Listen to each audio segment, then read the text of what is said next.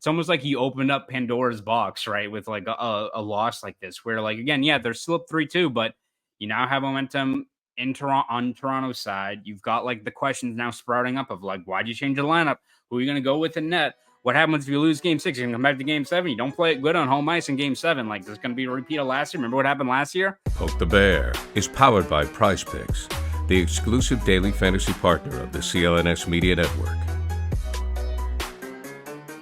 And welcome into Poke the Bear, episode 225, presented by Prize Picks and by Game Time. We have a new sponsor, Connor, Game Time. So first, Prize Picks, you guys know the deal. Use that promo code CLNS to get up to $100 matched on your first deposit. Game Time, promo code CLNS, get $20 off your first tickets. Terms apply. How about that? Not bad. Not bad, Evan. Dare I say, Connor, if the Bruins and Leafs go to Game 7, Evan, you could ease the burden by going to Game Time and getting $20 off your tickets there. It's so true. you feel better going to the game. You're $20 richer in a sense. You know, you have those $20. You can save that money when you go to the game. So use that promo code CLNS. You know, in case there's a Game 7. In case, just in case, no, right? Just in case. No chance, right? But if it somehow happens to be. I'm Evan Marinofsky, by the way. That's Conor Ryan. Yes. Connor, what is up? Evan, I'm a little tired, a little cranky. I am too. How are you doing? I'm great. I always get, it's funny, whenever there are late games, or just last time was 7 p.m., left the garden around like 11:30, and then I'm tired at the garden, and then I get home, and I'm like wired still. So, yeah, lucky us. By the way, the intro there, because in your Reddit Ask Me Anything, which was fascinating, by the way, which I meant to bring this up on Bruins Beat earlier this week, and I forgot. We get to the end, and I was like, shit, I completely forgot to mention this.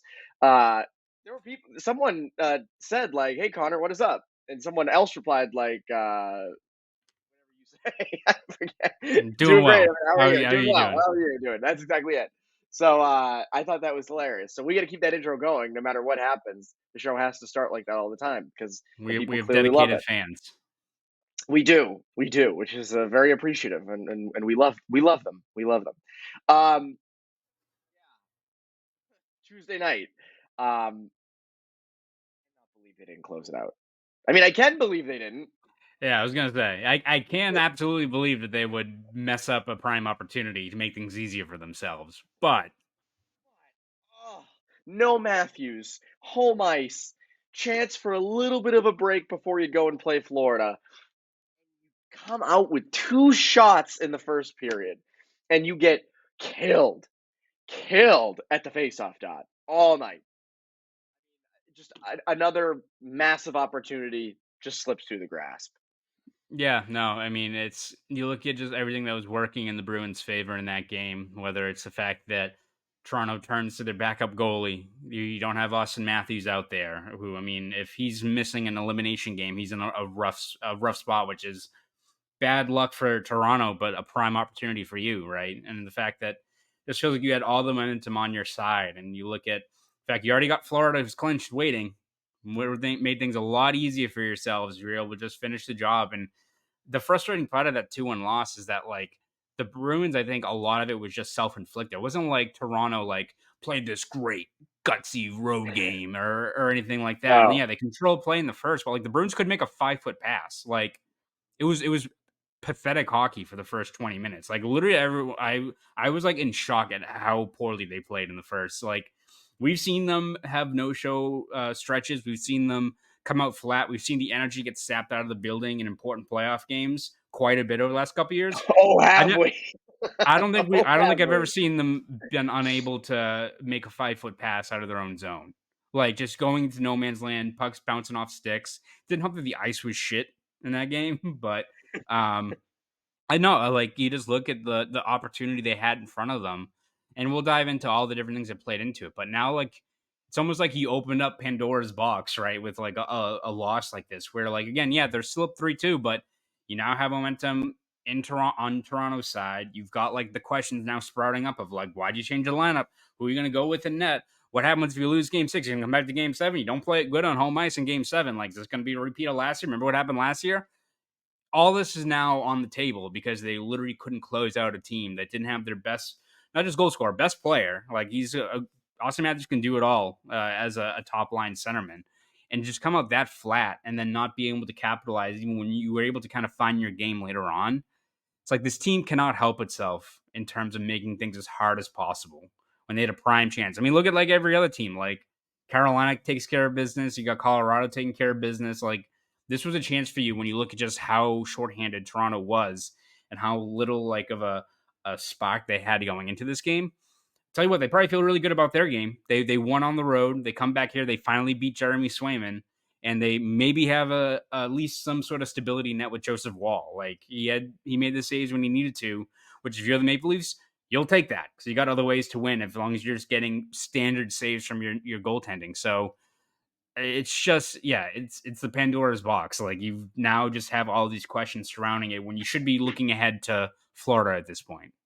And to come out in the first, get outshot 13-2, and to get 2 shots on a goalie that was just inserted into a elimination game, like that to me is where it's so unacceptable. And you're right, like the lack of being able to move the puck out of your own end, just getting worked in your own zone. Although the Leafs didn't get many high danger chances in the first, I'll give the Bruins that. But still, I mean, they just gave them the perimeter. Not a lot of attack on them. But to come out and not get any shots on Joseph Wall, and you scored on your second. You scored on the second shot. That's the wild part, right? Like, and that was how they should have been trying to score all game. Dump it in deep, work the Toronto D, puck comes to the front of the net, pot one in. And I know it makes it sound easier said than done, but like, you did it there. And we didn't see them go back to that much, at least in the first 40 minutes. And I like to come out like that. I think like it's insane. They looked afraid. They Yeah, looked afraid. They looked like the team who was on the brink of elimination. Like I don't get that. And Montgomery even said on before Game 5, "Oh, the place is going to be rocking. We got to come out rocking." Well, that's rocking. they sure as shit didn't, Evan. No, they didn't. They didn't. That was like you go see like you're all hyped up for a concert, and it's like, but they're like 87 years old, the band members. So it's just like That's like that.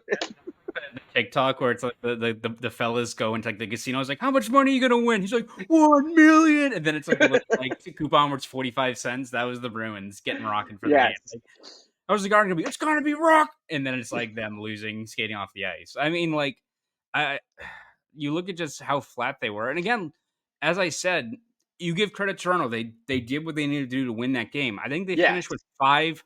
They finished with 5 high danger scoring chances at 5-on-5 play. Like they weren't like buzzing around the net front, or they weren't generating great chances. And again, Swayman was great, but like this was a diminished team that was on the ropes, and you refused to land the you were like Floyd Mayweather. You were still like ducking and weaving instead of just punching, going for the knockout, right? Like that's what makes it so frustrating in terms of just what the Bruins, had in on Tuesday night. And again, like whether it's they overthink things, it's you give up the opening goal and the nervous energy just seeps into the building. I don't know what it is, but it's like I feel like if they have to come back here in game 7 on Saturday night, I feel like no one's going to feel good about where they are, right? In terms No one of feels good now.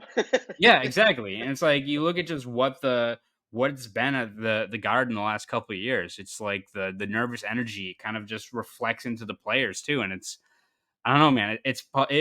Like, again, Montgomery kind of said it after the game, like his post game comments, like I don't have an answer as to why they came out flat. It's like I don't know, man. I don't know how you come out that poorly, that not smelling blood in the water when you have a chance to put away this team that already was asking to get eliminated. Like that team was on the ropes. I don't get it. To me, when I started to feel some red flags going into Game 5 was the line changes. Who on earth changes up your lineup when there's no injuries after 2 wins? Like I don't get that. And he did it last year. That's the craziest part. Like if it was like, he was rigid with his lineup the whole series, but okay, I get it. They changed. Remember Marchand and Bergeron did not start together in Game Hmm. 5 last year. Yeah. And again, they didn't. I mean, they kept the top six together, but Brezzo, you take out Beecher, who's your best faceoff guy by a mile. You get killed on the draws. And then Grizzlick goes in for Shattenkirk. I didn't think Grizzlick had a bad game. I know there are a lot of people who were anti-Grizzlick, stuff like that. I didn't find it to have a horrible night. I know there was the overtime goal. I talked about it on the post-game show. You mean the play where Charlie Coyle and Charlie McAvoy were staring at the net instead of looking for Matthew Nyes skating in? Yes, that play. That play. No, it was the one. Okay, What? Grizzlick left Matthew Nyes at the net front because he was looking at Jeremy Swayman's face instead of the net, Exactly. instead of It must the have been in that. front. Oh no, this is Okay, McAvoy and Coyle. Oh, okay, wouldn't you know? okay.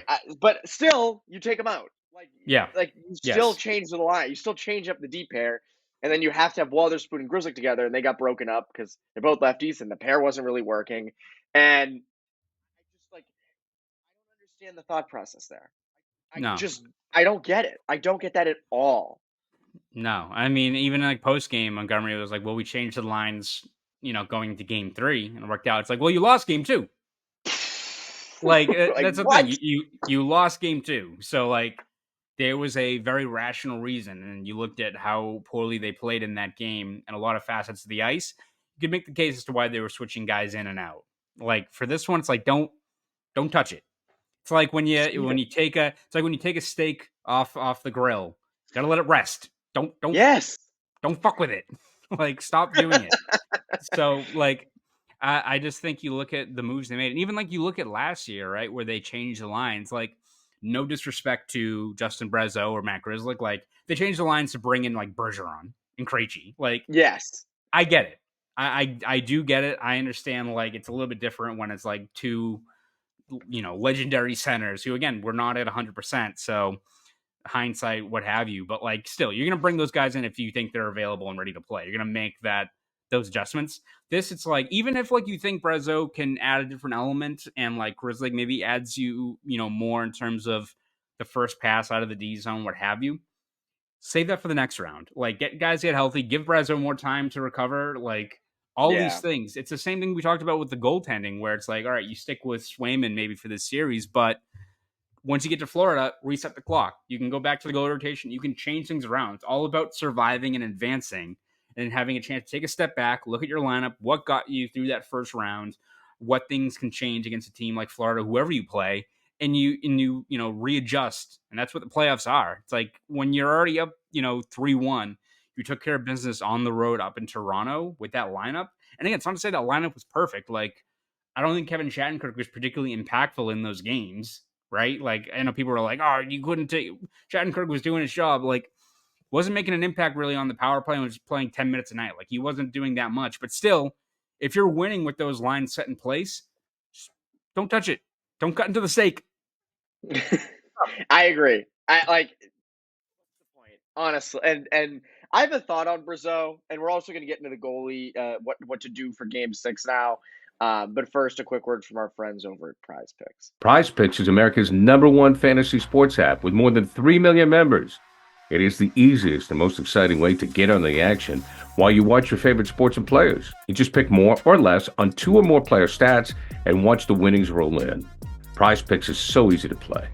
I can make my Celtic picks and make my entry in less than 60 seconds. Quick withdrawals and easy gameplay and an enormous selection of players and stat types are what makes Prize Picks the #1 fantasy sports app. Celtics and NBA fans, you can get in on Prize Picks in 30 states across the country, including California, Texas, and Georgia. On Prize Picks this week, I'm selecting Jason Tatum to dish out more than 5 assists and his teammate Jaylen Brown to have more than 22.5 points. Download the app today and use code CLNS for a first deposit match up to $100. Pick more, pick less. It's that easy. Prize Picks. So we both liked Brazeau in the regular season. I was really excited for what he could bring for the playoffs. It was a shame he got hurt. And it was a vibe kill at the time. And it's like, and then you end up getting Maroon kind of because sort of he goes down. Brazeau has never been in the playoffs before. Rookie to the playoffs. To take out Beecher it's also Beecher's first playoff run, but he's played 4 games now, and has Scored a done his goal. job. I know he scored a goal, scored the first goal of the series, and I know that he was not great on the draws in Game 4, but historically, he's still your best face. Even Still at losing 6 54%. of 7, yeah, even losing 6 of 7, he's still your leading faceoff guy in this series. To take out a guy who is proven in the playoffs so far and fills multiple roles, right? PK, can play the wing, can take draws, plays with a lot of speed. To take him out for a guy who has not played in the playoffs yet, is coming off of an injury, who, again, like, he's not out there on the PK. He's not taking draws. And he makes it, he slows the line down. And I like Brazeau. I'm not like, I don't want to trash Mhm. Brazeau. And he wasn't a problem last night either. I didn't think Brazeau was like the issue, but it was what you were missing with Beecher. So, like, even when you boil it down, right? Like, we talked about last year, like Bergeron and Krejci put in the back of the lineup. Yeah, I mean that's Bergeron and David Krejci. This is, as you said, no disrespect to them, Grzelcyk and Brazeau. Like, that's where I just I don't get it. I don't understand the line of thinking. Yeah. I mean, you look at like just what Beecher provides, and obviously the faceoffs loom large, but even like just the way that fourth line, like you you even Yeah, look at that, that line was that good. goal, like you look at that goal that the Bruins scored, it's off of Boquist flying in on the forecheck. And when you have guys that have speed, like what has been like an issue for this Toronto team, it's like you pressuring their puck carriers because like beyond Morgan Riley, they don't really have like poised puck movers out there, especially on their No, decor. So if you're able to add speed to your bottom six and make things happen there, and again, that's not to say that Brazeau is like a net negative, but like if you ask me for game 6, I'd probably put him in place for like JVR, or maybe you put him as like a guy that can play with Frederick and Heinen maybe on that line, because I think he was good against board battles and what have you, and he can get to the grade A ice. But yes, like to take out Beecher, who again the faceoffs loom large, but just like his style of play, like that fourth line with Brazeau, Boquist, and Maroon, like it's Boquist flying up the ice, and you have the two guys behind him. Like you're not able to like establish a good forecheck when just one guy in, and the guys are trailing the play. Like it's like you're putting like a Mercedes Benz engine into like a Kia Soul. It's like the things don't work. It doesn't work. and both are No, both are great no, cars. no, no, Both are no great disrespect. cars. No disrespect to those little hamsters driving the Kia Soul with their like Mark Echo jeans, but like all I'm saying is it just doesn't work The out. Osiris shoes. Yes, exactly. No disrespect to those hamsters, but like it doesn't work. And I think you can have like one guy like a Maroon or a Brazo maybe on that line, but when it's two guys, you take off a guy like in Beecher who can just impact the game off of just his speed.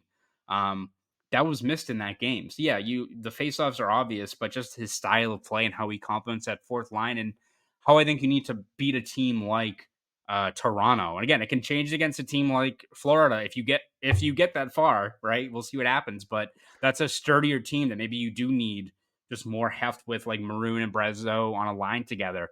But for this series, when you look at what Toronto's struggles have been with breaking the puck out, moving the puck, dealing with speed and that fast pressure, I don't know why you take Beecher out in that game. I don't get it either. I don't get it. And it's funny because on the line charts before the game, the Bruins, I think, messed up and set Yeah, up the that line was charts with Heinen out yeah. instead of and they had Beecher in. And people were like, all right, well, what's going on here? And then, they obviously Heinen went back in. They I agree they with they you. they fixed it when it actually like the line was still messed up. But so to me, like, I don't get it. I don't get why I think Montgomery's in his head, in his own head. It seems like it because I know he's talked in the past about getting out coached in the playoffs. Talked about it last year. I think that was a thing in Dallas. I think there was I remember we pulled up a story. I think it was from like Elite Prospects last year, of Montgomery kind of getting out coached in the playoffs. It happened in Dallas, and it happened last year against Paul Maurice and the Panthers. And like I would say, up until last night, Montgomery was out coaching Keefe for sure. And I don't know why he couldn't have just said, you know what, the lineup's what it is, like adjust to what they adjust to during the game, but we don't need to change the personnel. And they didn't need to change the personnel. Yeah. And by the way, I have no problem with Grzelcyk going in for Shattenkirk. Like, I'm okay with that. But 2 wins, like, I don't see that. I don't And see if that either. I don't get that. Yeah, and it throws everything out of whack too, because like as soon as they start the game, it's Grizzlick and Wotherspoon, and that pairing did not work. So then it goes right back to Grizzlick McAvoy, and like I think Lori was playing pretty well, and now all of a sudden he's in this kind of third pairing role where his minutes are limited. When I think he actually played a pretty good game, and he did Yeah. very well, especially in Game 4. It's like you just even if guys aren't, it's not like last year in Game 6 where like you brought in Forward and Clifton and they were just catastrophic. Like, but like even if you're awful. but even if you're just moving guys around, like you're just throwing guys off their game. Like it's whether guys are settling into new roles on the fly in a game where you have to win, or lines are different, what have you. Like there's just so much in that game where the tinkering, even if it doesn't lead to like complete blown coverage or a 2-on-1 goal or anything like that, just that unfamiliarity or just being moved out of a spot that you had a lot of success in can go a long way towards you not just getting that traction. And the Bruins had no traction at all. They were like a Kia Soul going down like an icy road, the first period. I'm just ripping Kia Soul. I'm sorry for anyone. There's someone driving in a Kia Soul listening to this podcast. Like, these guys suck. Like, we're shutting this shit off. And there goes our chance at a Kia sponsorship. Like, yeah, damn. Kia's like considering podcasts. And they're like they go those no free Mach Echo jeans for you fellas. What a damn shame. What a damn shame. Well, you know what?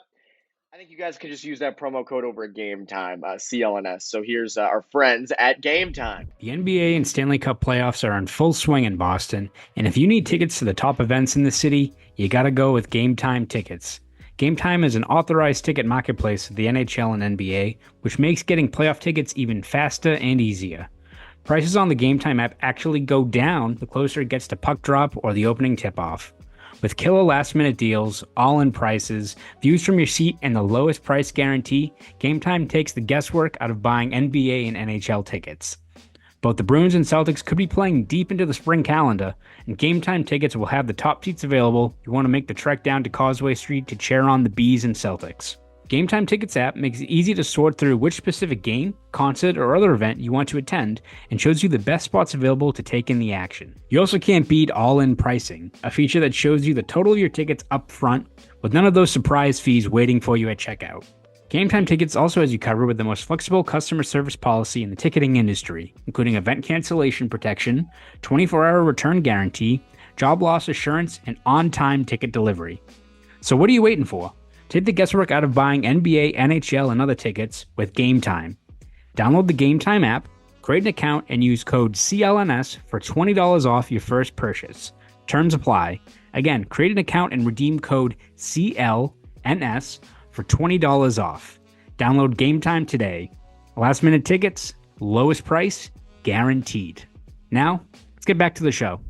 I couldn't have been more clear about that. Code CLNS. Last night, actually, on the post-game show, we ended it with, Carl was saying, he said, like, you know how you said, like, CLNS, and, like, emphasize, he's like, why the lineup changes? Why did you have to, you didn't have to make any changes. You didn't have to make any changes. He was very adamant about that. So I think that got through. Yeah. I don't think it got through to the Bruins coaching staff. By the way, my favorite part was last night on that post-game show. I said to Carl, I'm like, all right, it's time to talk goalies. He's like, no, I don't want to. I'm like, well, we have to. You don't get to pick. Just shuts down the laptop. He's like, nope. Like, dude, yeah. you do have to talk about this. It's not, whether you like it or not, you're on here. Obviously, the Bruins are faced with the decision. They've started Swayman 3 games in a row. He won games 3 and 4. He lost game 5, but had a great game 5 at the same time. Who starts game 6? I would go Swayman. I didn't want to consider any of these things. I thought Bruins would win game 5. And be like, this is what I'm saying about friggin' Pandora's box. Like legitimately, if you win game 5, you don't have to worry about these situations. Now you're stuck in this conundrum of like, all right, do you switch things up and you even like maybe spell Swayman for a game to have him ready in case there is a game 7 in your own building where you've historically been very bad in these clinching games as of late? Like, do you save him for that and roll with Omar, who has not played since last Monday, which is a tough spot to put him in now? And again, like I don't have, I think, any second guesses about them going with Swayman in game 5 when he's been that good. But because you weren't able to steal a deal in front of him, and the fact that he was one of the few guys that actually showed up. Now you're in this spot, right, where it's like, all right, I think you stay with him because he's been so good. He's been kind of the great equalizer in most of these games. But what happens if he loses like 4-1? Like, what happens if he runs out of gas? Like when he's playing his fourth straight start, then you're already kind of, people aren't feeling that great. You're in big trouble if that happens. And again, you're now tasking this guy to play his fourth straight game. It's like, it's like you think you can keep on swimming further out in the beach, and the Bruins have been able to like keep afloat. And now in Game 6, they've hit the riptide. It's like, you're in this spot now where I think it's tough to take Swayman out because, one, I think he's just been so good, and two, like, you're in this weird kind of spot with Ullmark where he hasn't just played in so long that it just feels like you're doing the same thing. But what happens if Swayman, like he runs out of gas, the Toronto Maple Leafs really break through against him? You go to Game 7. It's literally the exact same thing as last year. And again, like Ullmark wasn't really that sharp in Game 5, so that was a more compelling case to switch things up. Like, all right, let's stem the tide. Let's bring in another goalie. Let's give Ullmark some rest. Like, Swayman hasn't given any sign or done anything to warrant that like he's running out of gas or he's not playing at a high level. But with every new game, you're rolling the dice again, and you're hurting your odds of getting through this series without having these really serious question marks about your goaltending rotation. So I think you got to stick with Swayman because I think he's been your best player, and he's been really strong against Toronto, even in Game 5. But man, things can go haywire in a hurry if he's either, his play dips, Toronto just happens to finish more chances. Because then, man, you've got a awful question on your hands for Game 7 if it gets to that point. I want Swayman in, and I acknowledge all the what ifs because there are a lot of what ifs. As you said, what if they lose 4-1 with Swayman in? What if they lose 5? Like, what if it's sort of like a Game 6 last year, and this is just a mirror image of last year? All you can go off of is Swayman's been dominant the last 3 games. He's been your best player. He's been good. He's been locked in this whole series, and the reality is, I mean, there were chances the Bruins had at the end of the third period. They should have cashed in on to win that game, which would have made Swayman 4-0. Like, you're right. Like last year, Ullmark was showing real signs of worn down in Game 5, and it was like, all right, switch. It's Game 6, second wild card seed. Throw Swayman in there for a game, see what happens. I think if you put Ullmark into Game 6, and again, we can play the what if game. What if he stinks? And you're like, oh my God, you had the hot goalie. You're doing this rotation thing, and he loses again. Like, then you run into trouble as well. And this is the tough part with the tandem, right? Like, my whole thought process going into the series was they might do, Swayman will take 1 and 3, and Ullmark will take 2 and 4, and then 5, 6, 7 they'll figure out as they go along. But Swayman's gone 3 straight now. I say you have to keep him in. Got to keep him in. You hope for the best because like that's where they're at. He's been their best player. There's no indication that he's going to fall off. Oh, he needed that. There's no indication of it. So I Swayman, but would not shock me if they went with Ullmark. Wouldn't shock me in the slightest if they did. Given that Montgomery likes to switch things up, given that they did it all year, wouldn't shock me if they did. Wouldn't shock me if they threw Ullmark in there. And I'm not like super opposed to it, but I want Swayman in there. Swayman should be the guy. But like, I don't know. Ullmark's fine. It's just if that doesn't work, if Ullmark goes into Game 6 and loses, and then they come back for Game 7 and Swayman's in and they lose, that's it. I mean, Yeah. And I don't mean that's it for the team. I mean that's it for the coach. Yeah. That's, I mean, you I'm can't not gonna have go there enough. yet. You can't have a collapse like that again. So, I mean, is this series going to come back to Boston? Like, you look at the way this team has played, they still have clear advantages in net. And Wall played, I think, a good enough game to lift them to that win. But, like, even if it is Ullmark, which I don't think it should be, but if you are turning to the reigning Vezina Trophy winner, he should be able to win you that game. You have clear advantages. You are still the better team. You still didn't give up a power play goal to Toronto. You still had, you limited them to 5 high danger chances at 5-on-5 play. But again, we'll see. Like, is Matthews going to play in the next game? Like, I don't know what he's dealing with. You hope he's all right because like the guy couldn't play in an elimination game, but this team still like has the talent, and you got so many guys that you're still waiting to have like a takeover game, right? Like you've had Martian wasn't good in game 5, but like he's had takeover games. Like you need something from Pastrnak, you need something from a Coyle or a Zaka. You have guys in place that should be able to do damage against this team, regardless of who the goaltending is or who the goaltender is. You should be able to win game 6, and if they don't, then shame on them. Like we're running to the same thing where this team has had so many chances to put away. And again, you look at like Florida last year, you can make the case they were this sleeping giant built for the playoffs, elevated their game, went on a run. You gave them the chance, but they ran with it. Like Toronto, like the way they're banged up right now, and the way they have clear deficiencies on their roster, you should put this team away. And again, shame on them if they can't do it on Thursday night. I agree. But I think everybody feels the same way of there's going to be a game 7. Everybody feels that way. But the positive is the Bruins kind of play better on the road. They do. There is that. And I agree with you. David Pastrnak needs a takeover game. I mean, he was not good in game 5. Straight up not good. No. I said it a lot on the post-game show, so I don't feel the need to like continually repeat myself on that. But you need more. You need more, and you can't be so trigger happy with the lines.